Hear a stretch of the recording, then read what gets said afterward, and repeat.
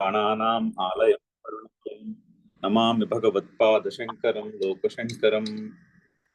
నారాయణం నమస్కృత్య నరం చైవ నరోత్తమం దేవీం సరస్వతీం వ్యాసం తతో జయముదీరయేత్. జై చదువుదాం శ్లోకం ఒకసారి. శ్రీ భగవానువాచ అశోచ్యానన్వశోచస్త్వం ప్రజ్ఞావాదాంశ్చ భాషసే గతాసూ న గతాసూంశ్చ నానుశోచంతి పండితాః. పండితాః గతాసూన్ అగతాసూన్ నా అనుశోచంతి. ఉన్నవారి గురించి లేని వారి గురించి దుఃఖించరు పండితులు అని చెప్పుకోవచ్చు. లేదా గతము గురించి రాబోయే భవిష్యత్తు గురించి కూడా దుఃఖించరు అని కూడా చెప్పుకోవచ్చు. గతాసూన్ అంటే వెళ్ళిపోయిన కాలము గురించి, అగతాసూన్ ఇంకా రానున్న కాలం గురించి కూడా దుఃఖించరు. గత భవిష్యత్తు గురించి, గతము గురించి కూడా పండితులు దుఃఖించరు. కానీ నీవు మాత్రము పండితుడి వలె మాట్లాడుతున్నావు, ప్రజ్ఞావంతుడి వలె మాట్లాడుతున్నావు. కానీ అశోచ్యాన్ అన్వశోచ, దేని గురించి అయితే దుఃఖించకూడదో, ఎవరి గురించి అయితే దుఃఖించకూడదో వారి గురించి దుఃఖిస్తున్నావు. ఇన్స్ట్రక్షన్ మొదలు పెడుతున్నాడు. సో మనము ఆల్మోస్ట్ చివరిలో ఉన్నాము. శంకరుల ఇంట్రడక్షన్.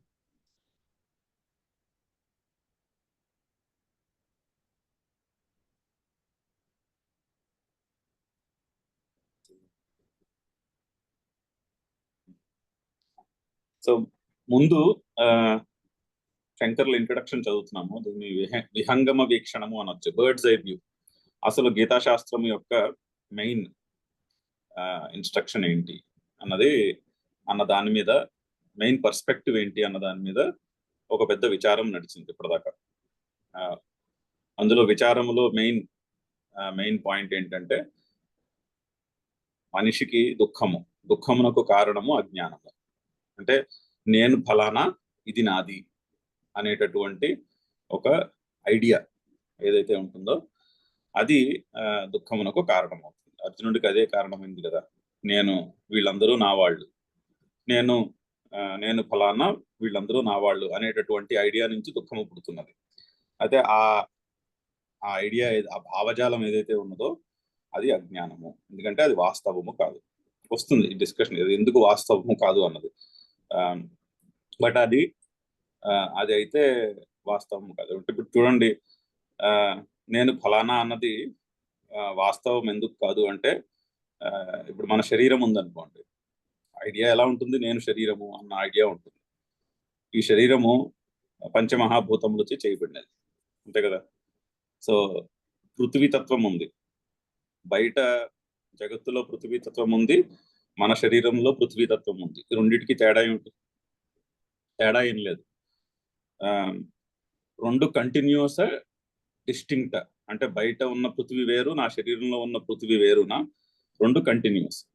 అలాగే గాలి, కొన్ని పృథ్వీ ఇంకా కంటిన్యూస్ కాదేమో అని అనిపిస్తుంది. గాలి ఫర్ ఎగ్జాంపుల్, బయట గాలి ఉంది, నాలోనూ గాలి ఉంది. ఆకాశము ఫర్ ఎగ్జాంపుల్, బయట ఆకాశం ఉన్నది, నాలోనూ ఆకాశం ఉన్నది. సో బయట ఉన్న ఆకాశానికి, నాలో ఉన్న ఆకాశానికి ఏమిటి తేడా? రెండు కంటిన్యూసా, అది కంటిన్యూమా, లేకపోతే రెండు డిస్టింక్ట్ ఎంటిటీసా? బయట ఉన్న ఆకాశం వేరు, నాలో ఉన్న ఆకాశం వేరు. సో ఆ విధంగా ఆలోచిస్తే నేను ఫలానా అన్న ఐడియా ఏదైతే ఉందో అది వాస్తవం కాదు, అది మనకి ఉన్న ఐడియానే. ఎందుకంటే నేను అని మనం ఏదైతే అనుకుంటామో, మనసు, బుద్ధి, శరీరము ఎట్సెట్రా, అదంతా కూడా ఈ సృష్టిలో ఉన్నటువంటి ఒక కంటిన్యూయంలో భాగమే కానీ ఒక డిస్టింక్ట్ ఎంటిటీ కాదు అది. సో ఆ విధంగా అది అజ్ఞానం అంటారు. అయితే ఈ అజ్ఞానము పోవుటకు ఏమిటి మార్గము అంటే, అజ్ఞానము ఆత్మజ్ఞానము వలననే పోతుంది, వేరే దాని వల్ల పోదు అన్నది మెయిన్ ప్రతిపాదన. ఆత్మజ్ఞానము వలన అజ్ఞానం పోయి దుఃఖము నుంచి పూర్తి విముక్తి లభిస్తుంది. అయితే దీనికి పూర్వపక్షం ఏంటంటే, ఆత్మజ్ఞానమే కాదు, ఆత్మజ్ఞానంతో పాటు కర్మ కూడా చేయాలి అనేటటువంటిది మనము సాధారణంగా మనకి సమాజంలో అదే కనిపిస్తూ ఉంటుంది. రెండు కలిసి ఉన్నాయి కదా అన్నట్టు కనిపిస్తూ ఉంటుంది.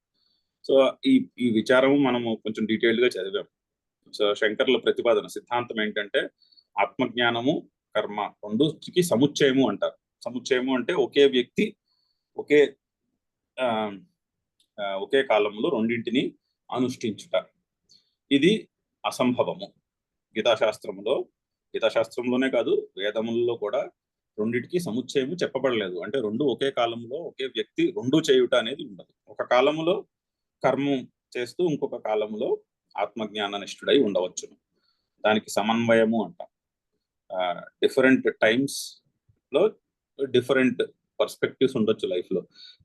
ఒకే టైంలో రెండు పర్స్పెక్టివ్లు కలిసి ఉండుట అనేది ఉండదు. అది ప్రతిపాదన. సో దాన్ని అయితే దానికి లాస్ట్ లో చెప్తున్నటువంటి ఒక మనము సిద్ధాంతము పూర్వపక్షము దాన్ని ఏమంటారు, ఆర్గ్యుమెంటేటివ్ డిస్కషన్ చూస్తూ వచ్చాం చాలా పాయింట్లు.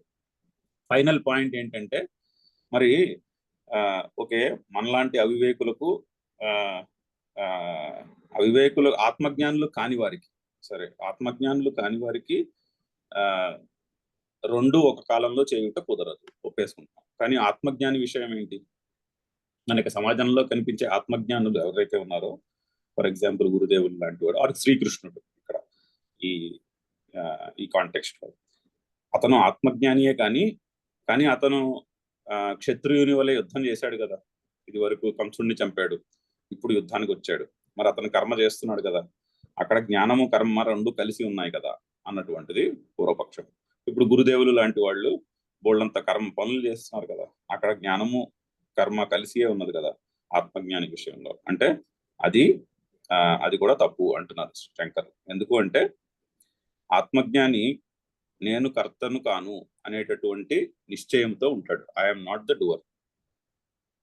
ద డూవర్ కాబట్టి అక్కడ కర్మ లేదు. కర్త ఉంటే కర్మ ఉంటుంది, కర్త లేకపోతే కర్మ ఉండదు. సో ఆత్మజ్ఞాని కర్తృత్వమును భోక్తృత్వమును వదిలిపెట్టేశాడు. అంటే అతనికి తెలుసు, ఆత్మజ్ఞానికి, నేను కర్త కాదు, నేను భోక్త కాదు. I'm not the doer, I'm not the enjoyer.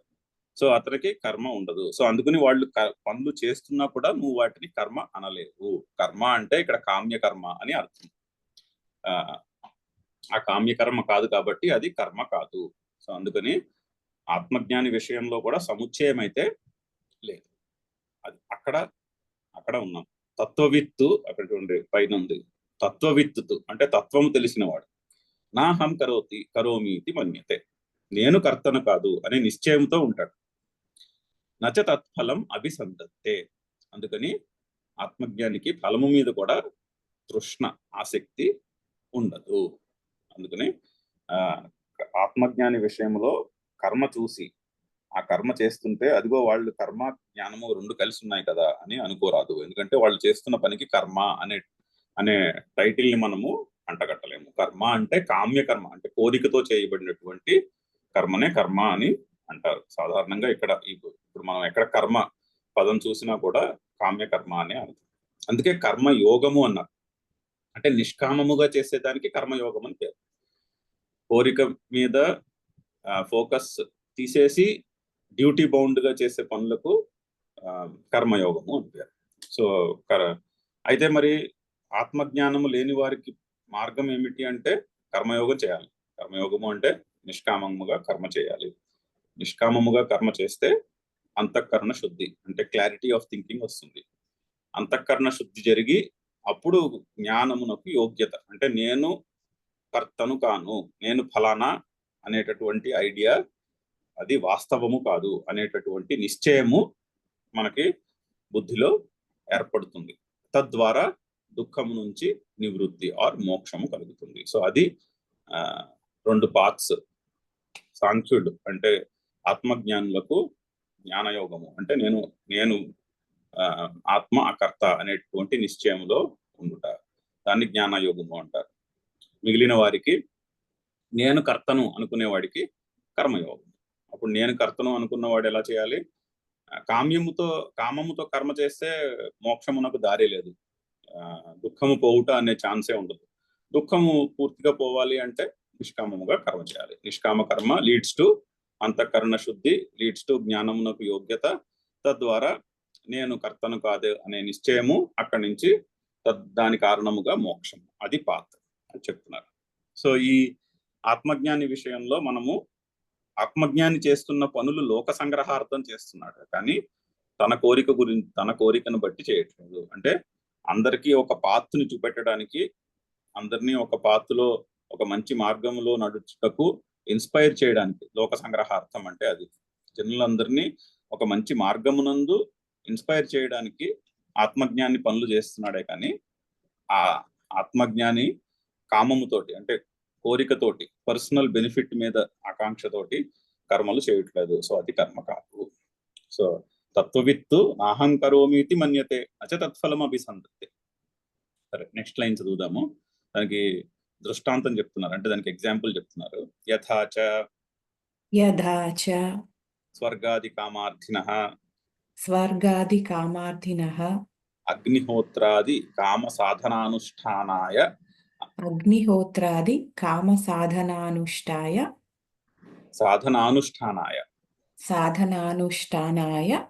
ఆహితాగ్నేః కామ్య ఏవ అగ్నిహోత్రాదౌ ప్రవృత్తస్య సామికృతే వినిష్టేపి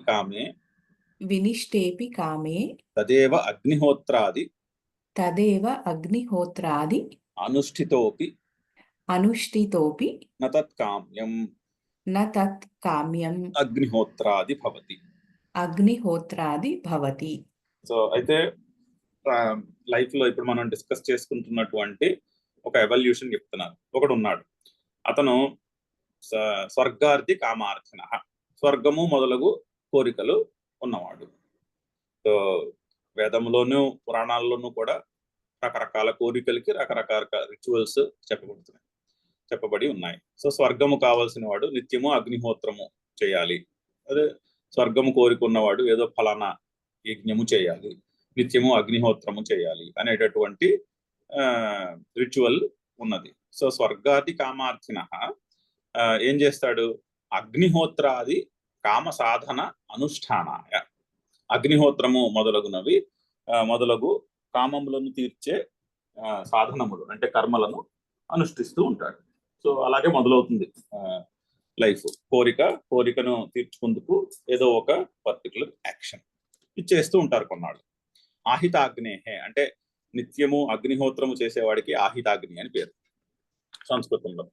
అగ్నిహోత్రము ఎవరైతే నిత్యము చేస్తారో నిత్యము అగ్నిహోత్రం చేసేవాడికి ఆహితాగ్ని అని పేరు. అయితే ఈ ఆహితాగ్నికి ఏమైంది? అతను మొదట్లో చేస్తున్నటువంటి అగ్నిహోత్రము మొదలగు కర్మ అది కామ్యక కోరికతో చేస్తున్నాడు. స్వర్గము ఎట్సెట్రా మొదలగు, ఏదో స్వర్గము కావాలంటే పర్టికులర్ కర్మ, ఏదో క్యాటిల్ కావాలంటే ఇంకో కర్మ, మరొకటి అందమైనటువంటి భార్య కావాలంటే ఇంకొక రిచువల్, అలాగే ఇంకొక ఏదో సంపదలు కావాలంటే ఇంకొక రిచువల్, అలా రకరకాల రిచువల్స్ ఉంటాయి. ఆ రిచువల్స్ ని అతను చేస్తున్నాడు. ఆ అగ్నిహోత్రాది కర్మ ఏమైంది? కామ్య ఏవ, అది కామ్య కర్మ. అంటే సో స్టార్టింగ్ లో కామ్య ఏవ అగ్నిహోత్రాదో ప్రవృత్తస్య, అతని ప్రవృత్తి ఎలా ఉంది?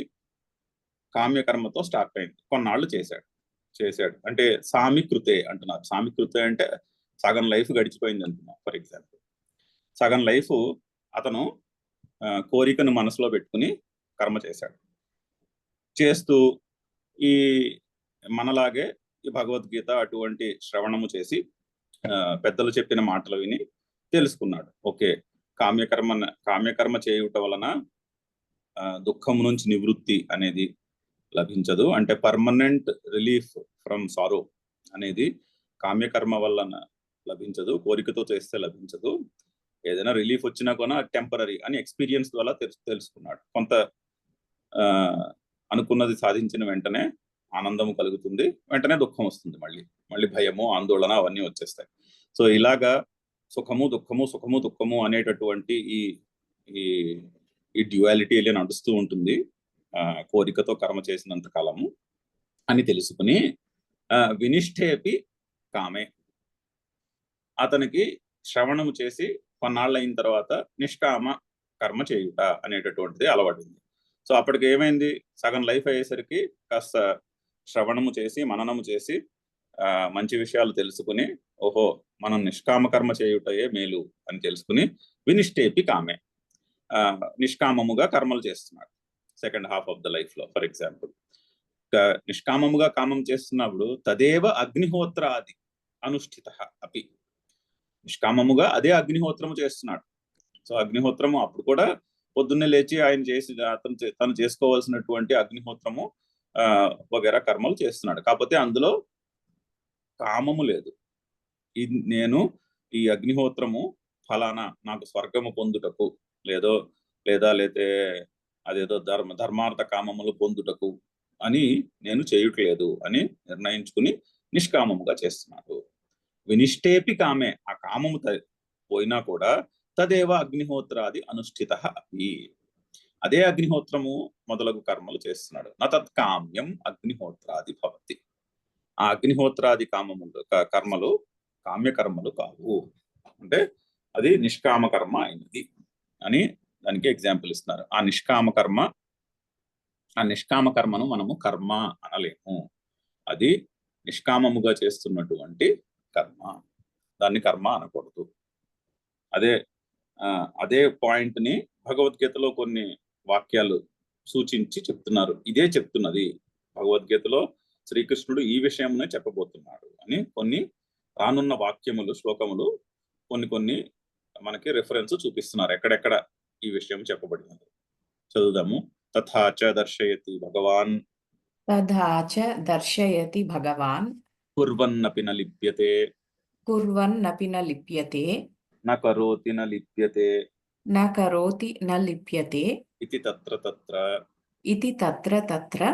సో ఇదే చెప్తున్నాడు భగవంతుడు 5వ చాప్టర్ లో 7వ శ్లోకంలో కుర్వన్నపి న లిప్యతే.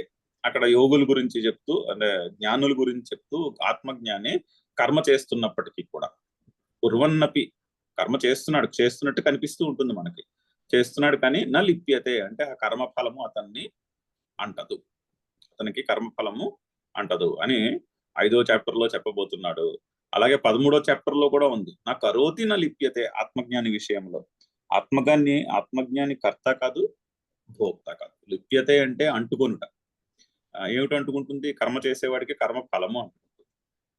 నేను కర్తను అన్నటువంటి అభిప్రాయంతో మనం కర్మ చేస్తే ఆ కర్మ ఫలము కూడా మనదే. కర్మ నాది కాదు, ఇది ఈశ్వరుని యొక్క కర్మ అనుకుని చేస్తే ఈశ్వరుని కర్మ నేను నిమిత్త మాత్రుడనై ఈశ్వరుని కొరకు చేస్తున్నాను అనేటటువంటి యాటిట్యూడ్ ఉంటే కర్మ ఈశ్వరునిది కాబట్టి ఫలము కూడా ఈశ్వరునికే చెందుతుంది, నాకైతే చెందదు అనేటటువంటి ఒక నిశ్చయముతో చేయగలుగుతాము. అలా చేసినప్పుడు నా కరోతి నా లిప్యతే. ఆర్ నేను కర్తను కాను అన్నటువంటి నిశ్చయం ఉన్నా కూడా నా కరోతి నా లిప్యతే. నేను కర్తను కాను, ఐఎమ్ నాట్ ద డూవర్, ఒక రకమైనటువంటి ఆలోచన. ఇంకొక రకమైనటువంటి అది కష్టంగా అనిపిస్తోందా? నేను కర్తను కాను అన్నటువంటి ఐడియా మనకు కొంచెం కష్టంగా అనిపిస్తోందా? అప్పుడు ఎలా అనుకోవాలి? ఇది ఈశ్వరుని యొక్క కర్మ, ఇది ఆ ఈశ్వరుని యొక్క పని, నా ద్వారా ఈ టైంలో ఇక్కడ జరుగుతున్నది అనుకుని చేయాలి. అనుకుని చేస్తే అప్పుడు కూడా నా కరోతి నా లిప్యతే. లేదా ఇది డ్యూటీ, నేనున్నటువంటి లైఫ్ స్టేజ్లో నాకున్నటువంటి సర్కమ్స్టెన్సెస్ లో నేను చేయవలసినటువంటి కర్తవ్యము అంతే. అప్పుడు కూడా ఇట్ ఈస్ ఈక్వలెంట్ టు నా కరోతి నా లిప్యతే. అంతేనే కానీ నేను కోరికని పెట్టి చేయట్లేదు ఈ పని. ఇది ఇప్పుడు తల్లి పిల్లల్ని చూసుకుంటోంది అనుకోండి, పిల్లల్ని పోషించుట అనేది అది తల్లి తన కర్తవ్యముగా చేస్తుంది. అందులో కోరిక ఉండదు. కోరిక ఉన్నట్టు ఒక్కోసారి అనిపిస్తుంది, కానీ అందులో నిజంగా చూస్తే కోరిక అనేది ఉండదు. సో అందుకని అది కర్మ కింద లెక్క రాదు. అందులో పుణ్యము పాపము అనేది తల్లికి అంటుట అనేది సాధారణంగా ఉండదు. ఎందుకంటే తల్లి కర్తవ్యముగా తీసుకుని స్వీకరించి పిల్లల్ని పోషిస్తుందే కానీ వీళ్ళని పోషిస్తే రేపు పొద్దున్న వీళ్ళని చూసుకుంటారు, నాకు అచ్చేసి పెడతారు, ఇచ్చేసి పెడతారు అని అనొచ్చు మాట వరుసకి ఎప్పుడైనా, కానీ మనసులో ఆ భావం అయితే సాధారణంగా ఉండదు. సో అది ఒక ఎగ్జాంపుల్. నా కరోతి నా లిప్యతే అర్థం చేసుకోండి. ఆత్మజ్ఞాని విషయంలో అలాగే ఉంటుంది అని అక్కడక్కడ తత్ర అక్కడక్కడ శ్లోకములు చెప్పి ఉన్నాడు శ్రీకృష్ణుడు అని చెప్తున్నారు శంకర్లు. ముందు చెప్పిన సిద్ధాంతమునకు సబ్స్టాన్షియేషన్ కింద భగవద్గీతలో ఉన్నటువంటి శ్లోకములు ఉటంకించి చూపిస్తున్నారు. చదువుదాం నెక్స్ట్ టైము. యచ్చ పూర్వతరం పూర్వతరం కృతం కర్మణైవ హి సంసిద్ధిమాస్థితా జనకాదయః ఇతి. సో అయితే కొంత మళ్ళీ పూర్వపక్షం అన్నమాట. యత్ చ నుంచి ఇతి వరకు ఉన్నది పూర్వపక్షం. అయితే భగవద్గీతలో అక్కడక్కడ కొన్ని శ్లోకాలు కనిపిస్తున్నాయి. ఆ శ్లోకాలు ఎలా ఉన్నాయి? కర్మణైవ హి సంసిద్ధిమాస్థిత జనకాదయః. పూర్వీకులు జనకుడు మొదలగు పూర్వీకులు కర్మచేతనే సంసిద్ధిని పొందినారు అనేటటువంటి శ్లోకం ఉన్నదో చోట. మరి దాని మాట ఏంటి అంటున్నాడు పూర్వపక్షం. సరే, నువ్వు మరి ఆత్మజ్ఞానము వలననే మోక్షము కలుగుతుంది, కర్మ వల్ల కలగదు అని చెప్తున్నావు. మరి కర్మణైవ హి సంసిద్ధిమాస్థితాః జనకాదయః అన్న మాట ఉన్నదే, మరి దాని మాట ఏంటి అంటున్నాడు. అంటే మనము భగవద్గీతలో శ్లోకాలు కాంటెక్స్ట్ లేకుండా ర్యాండమ్ గా ఏదో ఒక శ్లోకం తీసి చూసామనుకోండి, అవి ర్యాండమ్ గా శ్లోకాలు అక్కడో శ్లోకం ఎక్కడో శ్లోకం చదివితే అవి కాన్ఫ్లిక్టింగ్ గా ఉన్నట్టు అనిపిస్తుంది. ఒక చోట జ్ఞానము వల్లనే మోక్షము అని ఒక చోట చెప్తే, ఇక్కడ చూడండి కర్మణైవహి మళ్ళీ ఏవా కూడా ఉంది. కర్మ వలన మాత్రమే సంసిద్ధిమాస్థితాః, సంసిద్ధిని పొందినారు. సంసిద్ధి అంటే మోక్షమును పొందినారు. ఎవరు? జనకాదు. పూర్వతరం కృతం అంటే ముందు వాళ్ళు ఈ విధంగానే చేసినారు అని ఉంది వాక్యం ఒక చోట. ఇంకో చోట ఏముంది?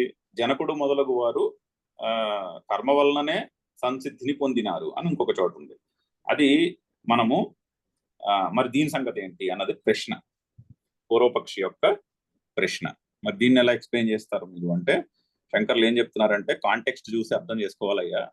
అలా ర్యాండమ్ గా నువ్వు ఏదో శ్లోకము ఒక సగం వాక్యం తీసి అర్థం చేసుకోకూడదు.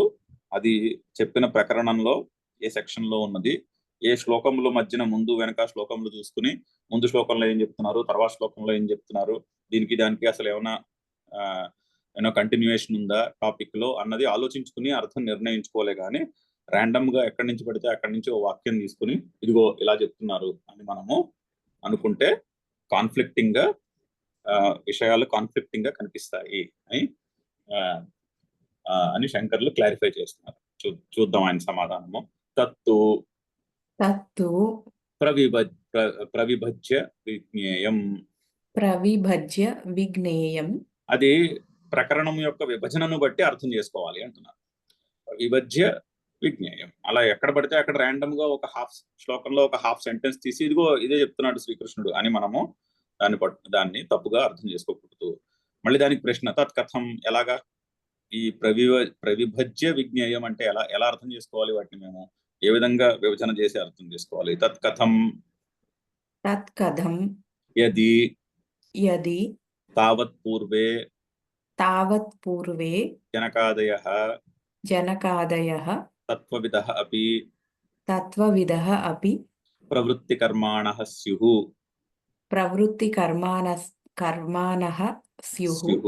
తే లోకసంగ్రహార్థం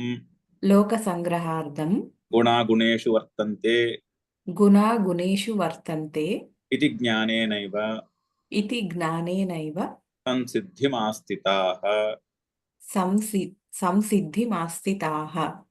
సో అయితే వాళ్ళు పూర్వీకులు జనకుడు మొదలగు వారు తత్వవిత్తులు అయినప్పటికీ తత్వవిదః అపి ప్రవృత్తి కర్మాణః స్యుః.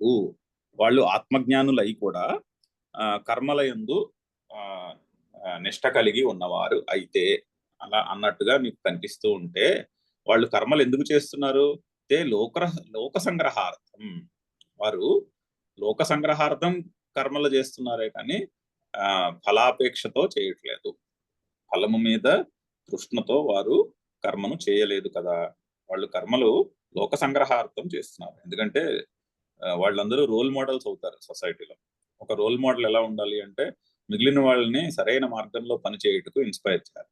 ఇప్పుడు గురుదేవులు ఉన్నారనుకోండి, ఆయన ఒక లైఫ్ టైంలో 47 ఇయర్స్ లో ఎంత వర్క్ చేశారు మీరు ఆశ్చర్యపోతారు. ఆయన ఎంత వర్క్ చేశారో డాక్యుమెంట్ చేయడం మొదలు పెడితే 47 ఇయర్స్ లో. మనము ఆయన చేసిన వర్క్ లో 0.0001% కూడా చేసి ఉంటాం. అదే అదే అదే లైఫ్ స్పాన్ లో రఫ్ గా మనందరము కూడా ఆయన ఉన్న కాలంలో ఉన్న వాళ్ళమే. మన ఎదురుకుండానే ఆయన పనిచేస్తున్నాడు. ఆయన ఆ 47 సంవత్సరాల్లో 48 సంవత్సరాల్లో చేసిన పనిలో మనం ఎంత పని చేసి ఉంటాము అంటే మనం అసలు క్యాలిక్యులేషన్ కూడా అందదు. అది ఏదో 0.0001%. మరి అంత పని ఒక వ్యక్తి చుట్టూ అంత పని ఎలా జరుగుతున్నది? ఆయన కోరికతో చేస్తుంటే అంత పని చేయలేడు. అది సాధ్యమే కాదు. అది సాధ్యం ఎలా అవుతుంది అంటే నేను కర్తను కాదు అనేటటువంటి నిశ్చయం ప్లస్ లోక సంగ్రహార్థం. నాకు తెలిసినది నేను అందరికీ పంచి పెడతాను, నేను అందరికీ నేర్పిస్తాను అనేటటువంటి నిశ్చయం కాబట్టే అంత వర్క్ నడుస్తుంది. అంత ప్రపంచం అంతటా కూడా అంత వర్క్ నడుస్తుంది. ఆ లోక సంగ్రహార్థం దృష్టిలో లేదనుకోండి, కాన్ఫ్లిక్ట్లు ఎక్కువ వచ్చేస్తాయి. మధ్యలో కాన్ఫ్లిక్ట్లు వచ్చేసి దాని మీద నలుగురు 4 విధాలుగా చెప్పుకోవడం అనేది పని కంటే అది ఎక్కువ అయిపోతుంది ఒక పాయింట్ లో. అది కూడా చూసే ఉంటాం. ఎక్కడైతే లోక సంగ్రహార్థం అనే స్పిరిట్ పూర్తిగా ఉండదో అక్కడ అటువంటి ఇన్స్టిట్యూషన్స్ ఎక్కువ రోజులు నడిచినా కాన్ఫ్లిక్ట్స్ వస్తాయి, ఇవన్నీ ఉంటాయి. కాకపోతే అది ఎగ్జాంపుల్, అదే చెప్తున్నారు శంకర్లు. ఒకవేళ వాళ్ళని చూసి వాళ్ళు కర్మలు చేస్తున్నారు కదా అనుకుంటే అటువంటి వాళ్ళు ప్రతి ఏజ్ లోనూ ఉంటారు, ప్రతి జనరేషన్ లోనూ అటువంటి వాళ్ళు పుడుతూ ఉంటారు. సో వాళ్ళు లోక సంగ్రహార్థం కర్మలు చేస్తున్నారు. పైగా గుణేషు వర్తంతే అనేటటువంటి నిశ్చయం, బుద్ధి నిశ్చయంతో పనిచేస్తున్నారు. ఇది ఒక బ్రహ్మాండమైన కాన్సెప్ట్. 3వ చాప్టర్ లో చూస్తాం ఇది. గుణేషు వర్తంతే. ఇప్పుడు గుణములు అంటే ప్రకృతిలో చూడండి, ఈ ప్రకృతిలో ప్రతి చోట కూడా మనకి ఒక మ్యాటర్ కనిపిస్తుంది, ఇనర్ట్ మ్యాటర్ కనిపిస్తుంది. ఎదురుకుండా పృథ్వీ ఉంది, ఇనర్ట్ మ్యాటర్ ఉంది. అంటే నా ఎదురుకుండా టేబుల్ ఉంది, ఇనర్ట్ మ్యాటర్ ఉంది. తర్వాత క్రియ ఉంది, వరల్డ్ అంతా యాక్టివిటీ ఉంది. మనం ఏదైతే ఇనర్ట్ మ్యాటర్ అనుకుంటామో అందులో కూడా atoms, electrons level they are continuously and in action. ఈ సృష్టిలో ప్రతి దాంట్లోనూ కూడా క్రియ ఉంటుంది. సో ద్రవ్యము, జడ పదార్థం ఉన్నది, యాక్టివిటీ ఉన్నది, తర్వాత జ్ఞానము ఉన్నది. భూమి సూర్యుని చుట్టూ ఎగ్జాక్ట్లీ ఒక లెక్క ప్రకారం తిరుగుతుంది. ఇంటెలిజెన్స్ ఉంది. అలాగే ఈ సృష్టిలో ఇంటెలిజెన్స్, జ్ఞానం ఉన్నది. సో మూడు రిడక్షనిజం అంటాం. అంటే ఈ సృష్టిని అనలైజ్ చేసి ఫిలాసఫర్ ఈ జగత్తుని అనలైజ్ చేసి దాన్ని రెడ్యూస్ చేస్తున్నాడు, రిడక్షనిజం అంటారు. వేదాంతిక్ రిడక్షనిజమ్స్ లో ఇది ఒక అద్భుతమైనటువంటి రిడక్షనిజం. ఈ జగత్తుని అంతా చూసి 3 కింద రెడ్యూస్ చేశారు. ఏమిటవి? ద్రవ్యము, క్రియ, జ్ఞానము. 3 ఉన్నాయి. దానికే తమస్సు, రజస్సు, సత్వము అని పేరు. తమస్సు ఇనర్ట్ మ్యాటర్, తమో గుణము, రజస్సు యాక్షన్, సత్వము జ్ఞానము. సో 3 గుణాలు ఉన్నాయి. అయితే చుట్టుపక్కల ఉండే సృష్టిలో అంతా కూడా 3 గుణాలు ఉన్నాయి. ఇప్పుడు నేను మంచినీళ్ళు తాగుతున్నాను అనుకోండి, ఆరు నేను ఇక్కడ మాట్లాడుతుంటే చుట్టూ నా ఎదురుకుండా ల్యాప్టాప్ ఉంది, ల్యాప్టాప్ లో మాట్లాడుతున్నాను. ల్యాప్టాప్ లో ఏమున్నాయి? ఈ 3 ఉన్నాయి, సత్వ రజస్తమో గుణాలు ఉన్నాయి. నాలో ఏమున్నాయి? సత్వ రజస్తమో గుణాలు ఉన్నాయి. సో ఈ కర్మ ఎవరి దేని మధ్యన ఇంటరాక్షన్? నేను మాట్లాడుట, ఈ జూమ్ లో నేను క్లాస్ చెప్పుట, అది స్టడీ సెషన్ కండక్ట్ చేయుట అనేది ఎవరి మధ్యన ఇంటరాక్షన్? నాలో ఉన్న త్రిగుణములు అంటే సత్వరజస్తమో గుణములు, ఎదురుగుండా ల్యాప్టాప్ లో ఉన్న సత్వరజస్తమో గుణములు, అటువైపు మీరు వింటున్నటువంటి మీలో ఉన్నటువంటి సత్వరజస్తమో గుణములు. సో గుణములతో వ్యవహరించుతున్నాయి అనేటటువంటి నిశ్చయముతో ఆత్మజ్ఞాని పనిచేస్తాడు అంటున్నాను. చూడండి, ఒక చాలా అని ఏమంటారు, interesting concept, interesting way to explain. కర్తలో సత్వరజస్తమో గుణాలు ఉన్నాయి, జరుగుతున్నటువంటి కర్మలో సత్వరజస్తమో గుణాలు ఉన్నాయి. సో ఒక కర్మ చేస్తుంటే గుణములు గుణములతో వ్యవహరించుచున్నాయి, గుణా గుణేషు వర్తంతే అని అనేటటువంటి నిశ్చయముతో వాళ్ళు లోక సంగ్రహార్థం చేస్తున్నారు. తే లోక సంగ్రహార్థం గుణాగుణేషు వర్తంతే ఇది జ్ఞానేనైవ. ఈ జ్ఞానముతో వాళ్ళు, అంటే ఆ బుద్ధిలో నిశ్చయం ఉండాలి, ఇంటలెక్చువల్ గా తెలిస్తే సరిపోదు. మన బుద్ధిలో ఒక దృఢమైనటువంటి నిశ్చయము ఏర్పడాలి. ఇక్కడ ఏదైనా కర్మ జరుగుతుంటే అందులో నేను చేస్తున్నది ఏమీ లేదు, ఇక్కడ ఉన్న గుణములు అక్కడ ఉన్న గుణములతో వ్యవహరించుతున్నాయి. ఒక ట్రాన్సాక్షన్ జరుగుతుంది, నాలో ఉన్న గుణములకి బయట ఉన్న గుణములకి ఒక ట్రాన్సాక్షన్ నడుస్తున్నది, ఒక వ్యవహారము నడుస్తున్నది. అంతేనే కానీ నేను చేస్తున్నటువంటిది ఏమీ లేదు, అందుకని నేను కర్తను కాను అనేటటువంటి జ్ఞానంతో వారు సంసిద్ధి ఆస్థితాః, వారు సంసిద్ధిని పొందినారు. అంతేనే కానీ వాళ్ళు కర్మ చేస్తున్నట్టు కాదు. సో సంసిద్ధి అంటే జ్ఞానికి సంసిద్ధి అంటే మోక్షము అని చెప్పాలి అర్థము. జ్ఞాని కాదు నేను కర్తను అనే అనే అనుకునే వాడికైతే సంసిద్ధి పొందడము అంటే అంతఃకరణ శుద్ధి పొందుట. అంటే నిష్కామముగా కర్మము చేసి నిష్కామ కర్మ నుంచి అంతఃకరణ శుద్ధి కలుగుతుంది అని చెప్పుకున్నాం కదా. ఆ అంతఃకరణ శుద్ధికి కూడా సంసిద్ధి అని పేరు. సంసిద్ధి అనే పదమునకు రెండు అర్థాలు చెప్పుకోవచ్చు. ఒకటి మోక్షము, రెండు అంతఃకరణ శుద్ధి. ఏది చేసినా కూడా, ఏదైనా కూడా నిష్కామముగా జరుగుతుంది పని. ఆ రెండిట్లో ఏ రిజల్ట్ అయినా కూడా పని నిష్కామంగా జరగాలి. అంటే గుణాగుణేషు వర్తంతే అనేటటువంటి బుద్ధి నిశ్చయంతో కర్మ చేయించున్నారు. ఆల్మోస్ట్ ఎండ్కి వచ్చేసాం మనము. ఓకే, సంసిద్ధి ఆస్థిత అయింది. నెక్స్ట్ చదువుదాము. కర్మ సన్యాసే ప్రాప్తేపి కర్మణా సహైవ సంసిద్ధిమాస్థితాః న కర్మ సన్యాసం కృతవంతః ఇత్యర్థః.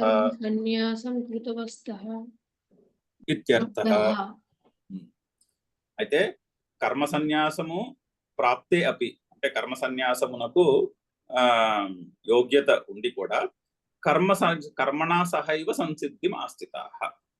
అంటే కర్మ సన్యాసము అంటే ఫిజికల్ గా కర్మ సన్యాసము చేయవచ్చు వాళ్ళు. ఇప్పుడు జనకుడు మొదలగు వాళ్ళు ఇప్పుడు గురుదేవులు ఉన్నారనుకోండి, హీఈస్ రెడీ, ఆయనకి కోరికలే ఉండవు. So he is actually he can కర్మ సన్యాసం చేసి పూర్తి సన్యాసం తీసుకోవచ్చు. కానీ అయినా కూడా కర్మణా సహైవ సంసిద్ధిం ఆస్థితాః, కర్మ చేస్తూనే మోక్షమును పొందారు అన్నట్టు కనిపిస్తుంది. నా కర్మ సన్యాసం కృతవంతః అంటే సన్యాసాశ్రమం తీసుకుని కర్మల్ని పూర్తిగా వదిలేయలేదు.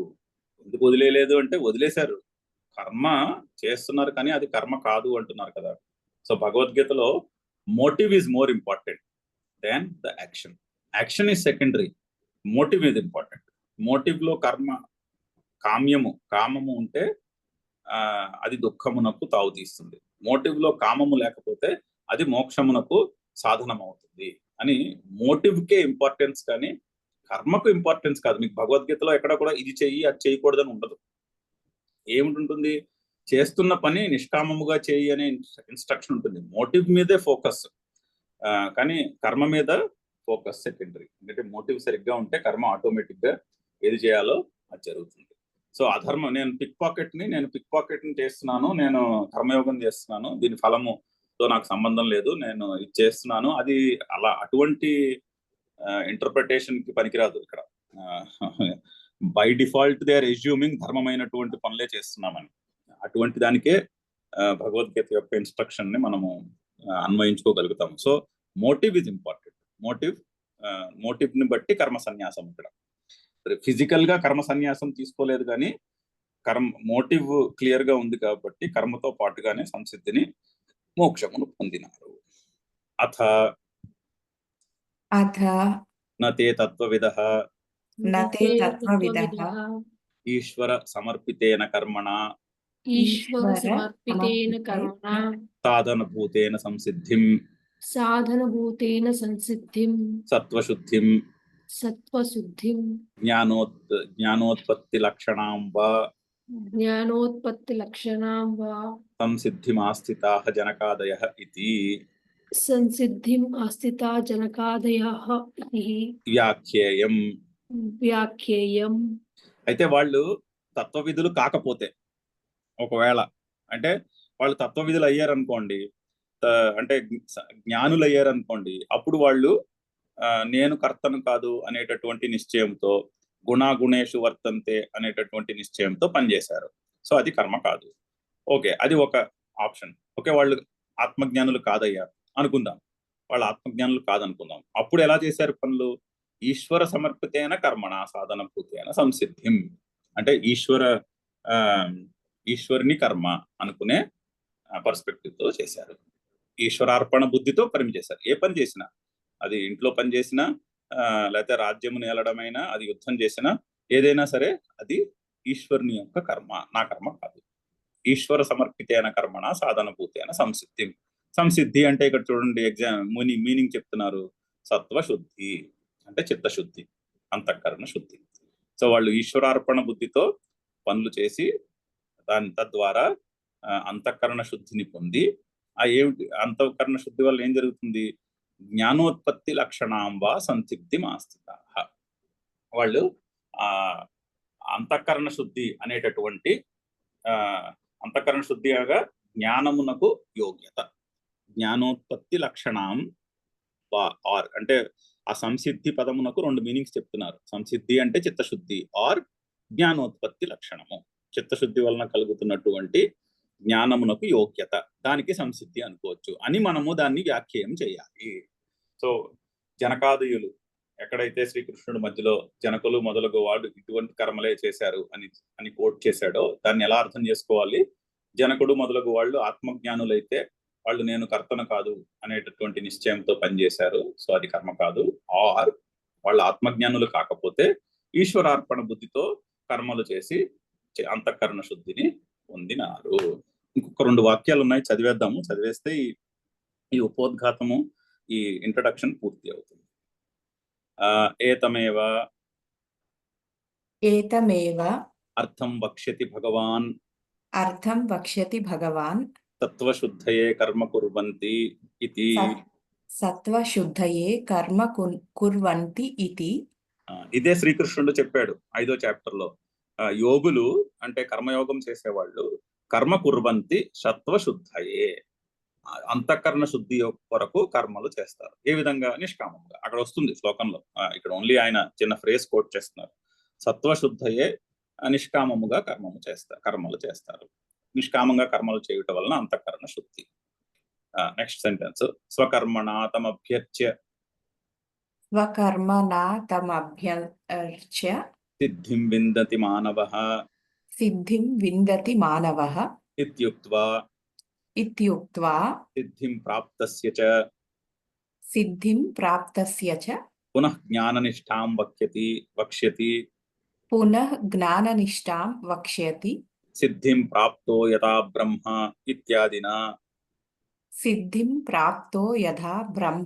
ఇత్యాదినా. సో శ్రీకృష్ణుడు ఈ పాయింట్ నుంచి ఎవరి వరకు వదలడు భగవద్గీతలో. 18వ చాప్టర్ లో 46 నుంచి 50 శ్లోకాలు, అంటే ఆల్మోస్ట్ కంక్లూడింగ్ శ్లోకాల్లో కూడా ఇదే చెప్తున్నాడు. ఏం చెప్తున్నాడు? స్వకర్మణ తమభ్యర్చ్య సిద్ధిం విందతి మానవ. తన కర్మల చేత ఈశ్వరుణ్ణి ఈశ్వరునికి అర్పణ చేసినటువంటి కర్మల చేత సిద్ధిం విందతి మానవునికి సిద్ధి కలుగుతుంది. ఏమిటా సిద్ధి? అంతఃకరణ శుద్ధి అనే సిద్ధి కలుగుతుంది. ఇత్యుక్త్వా 46 శ్లోకం లాస్ట్ లో, ఆల్మోస్ట్ కంక్లూడింగ్ సెక్షన్ లో ఇత్యుక్త్వా. అయితే సిద్ధి దొరికిన వాడి పని, సిద్ధి కలిగి అంటే అంతఃకరణ శుద్ధి కలిగేకి ఏం జరుగుతుంది? సిద్ధిం ప్రాప్తస్య చ పునః జ్ఞాననిష్టాం వక్ష్యతి. అంతఃకరణ శుద్ధి కలిగిన తర్వాత జ్ఞాననిష్టం చెప్పాడు కంక్లూషన్ లో కూడా. సిద్ధిం ప్రాప్తో యథా బ్రహ్మ, ఆ సిద్ధిని పొందేవాడు బ్రహ్మ అయి ఉంటాడు. బ్రహ్మ అంటే అద్వయ పరమాత్మ అయి ఉంటాడు. ఆ సిద్ధి అంటే అంతఃకరణ శుద్ధి, తద్వారా జ్ఞాన నిష్ఠము నుంచి నేనే ఉన్నది అంతయు నేనే అన్నటువంటి ఆర్ నేను ఏది కాదు ఆర్ అంతా నేనే అనేటటువంటి నిశ్చయంతో ఉంటాడు అని లాస్ట్ లో కూడా భగవానుడు ఈ విభజననే చెప్పి కంక్లూడ్ చేశాడు అని శంకర్లు 18వ చాప్టర్ లో లాస్ట్ సెక్షన్ లో కంక్లూడింగ్ సెక్షన్ లో ఉండే శ్లోకాలను కూడా తీసుకుని రెఫరెన్స్ ఇచ్చి చూడండి ఇదే విషయము చెప్పబడుతుంది అని కంక్లూడ్ చేస్తున్నాం. కంక్లూడింగ్ వాక్యం చదువుదాము ఇంట్రడక్టరీ భాష్యానికి. తస్మాత్ గీతాశాస్త్రే కేవలాత్ ఏవ తత్వజ్ఞానాత్ మోక్ష ప్రాప్తిః న కర్మ సముచితాత్ ఇది నిశ్చితః అర్థః యథా చ అయమర్థః తథా ప్రకరణశః విభజ్య తత్ర తత్ర దర్శయిష్యామః. తస్మాత్ ఆ కారణముగా అంటే ముందు మనము చదివినటువంటి 8-9 పారాగ్రాఫుల్లో జరిగిన విచారము దృష్టిలో పెట్టుకుని ఫైనల్ కంక్లూజన్ ఏంటి అంటే గీతాశాస్త్రం నందు కేవలాత్ తత్వజ్ఞానాత్ ఏవ కేవలము ఆత్మజ్ఞానము వలననే మోక్ష ప్రాప్తి నా కర్మ సముచితాత్ కర్మ జ్ఞానము కలిసి చేయుట అనేది ఉండదు. ఇది నిశ్చిత అర్థ ఇది నిశ్చయమైనటువంటి కంక్లూజన్. భగవద్గీతలో ఏమిటి చెప్తున్నారు ఇది మనము మనసులో ఈ విభాగము మనం ఏదైతే చదివామో గత 9వ సెషన్ అనుకుంటా ఈ విభాగం గురించి డిస్కషన్, ఈ విభాగము దృష్టిలో పెట్టుకోవాలి. ఈ దృష్టిలో పెట్టుకుంటే భగవద్గీత యొక్క శ్లోకాలు చాలా చక్కగా మనకి అర్థమవుతాయి. ఎక్కడ ఏ సెక్షన్ లో ఏది చెప్తున్నారు అన్నది మళ్ళీ మనము ఈ విభాగానికి రిఫర్ చేసుకుంటూ ఉంటాం. అదే చెప్తున్నారు యథాచ అయమర్థ తథా ప్రకరణశః. ఈ అర్థము ఈ విభాగము ఏదైతే ఉందో ప్లస్ జ్ఞానం వలన మోక్షము అండ్ జ్ఞానము లేకపోతే జ్ఞానమునకు కారణము నిష్కామ కర్మ అంతఃకరణ శుద్ధి, జ్ఞానమునకు యోగ్యత, జ్ఞానము తద్వారా మోక్షము. ఈ డిస్టింక్షన్ ఈ పాత ఏదైతే ఉందో అది ప్రకరణశః ఎక్కడికక్కడ విభజించి తత్ర దర్శయిష్యామః అక్కడక్కడ నేను కమెంటరీ రాస్తూ మీకు ఈ విభాగమును క్లియర్ గా ఎక్స్ప్లెయిన్ చేస్తూ ఉంటాను. భగవంతుడు ఎక్కడెక్కడైతే చూపెట్టాడో నేను దాన్ని మీకు క్లారిటీగా చెప్తూ ఉంటాను అని ఆయన ఇంట్రడక్షన్ ని కంక్లూడ్ చేశారు. ఆపుతాము. ఇది ఈ గత 8-9 సెషన్స్ గా మనం చదివింది భగవద్గీత యొక్క బర్డ్స్ ఐ వ్యూ. భగవద్గీతలో రాబోయే సబ్జెక్ట్ మ్యాటర్ కి ఇది చాలా అవసరం. ఈ ఇంట్రడక్షన్, ఈ ప్రిఫేస్, ఈ ఇంట్రడక్షన్ లేకుండా శ్లోకాలు ర్యాండమ్ గా చదివితే పూర్తిగా వాటి యొక్క భావము అర్థం కాకపోవచ్చు, పైగా కాన్ఫ్లిక్టింగ్ గా కూడా అనిపిస్తూ ఉంటాయి. సో అది దృష్టిలో పెట్టుకోవాలి. శైలజ గారు ఈశ్వర ప్రణిధానము అని పతంజలి యోగంలో చెప్పినది ఇది ఒకటే. కరెక్ట్. ఇక్కడ ఈశ్వరార్పణ బుద్ధితో కర్మ చేయుట అనేది అక్కడ శ్లోకంలో, అక్కడ సూత్రంలో ఈశ్వర ప్రణిధానము అని అంటుంది. క్రియాయోగంలో డెఫినేషన్ ఏంటి అంటే తపస్వాధ్యాయ ఈశ్వర ప్రణిధానం. సో తపస్సు, స్వాధ్యాయము, ఈశ్వర ప్రణిధానము. ఈశ్వర ప్రణిధానం ఉంటేనే యోగము. ఈశ్వరునికి సమర్పణ భావముతో చేయుట అనేటటువంటిది ఉంటేనే దానిని యోగము అంటారు. ఈశ్వరునికి సమర్పణ భావం లేకపోతే అది యోగం అవ్వదు. అంటే ఫలము మీద ఆసక్తి ఉంటే అది యోగం అవ్వదు. ఫలము మీద ఆసక్తి తీసేస్తేనే అది యోగం అవుతుంది. ఇక్కడ కూడా ఇక్కడ నుంచి వచ్చిందే అక్కడ ఇన్స్పిరేషన్ పతంజలి యోగ సూత్రాలకి. అక్కడ తపస్వాధ్యాయ ఈశ్వర ప్రణిధానము అన్నారు. ఇక్కడ ఈశ్వరార్పణ బుద్ధితో పనిచేసి చిత్తశుద్ధి ద్వారా జ్ఞానమునకు యోగ్యత, తద్వారా మోక్ష ప్రాప్తి అని చెప్తున్నారు. Any further questions, comments?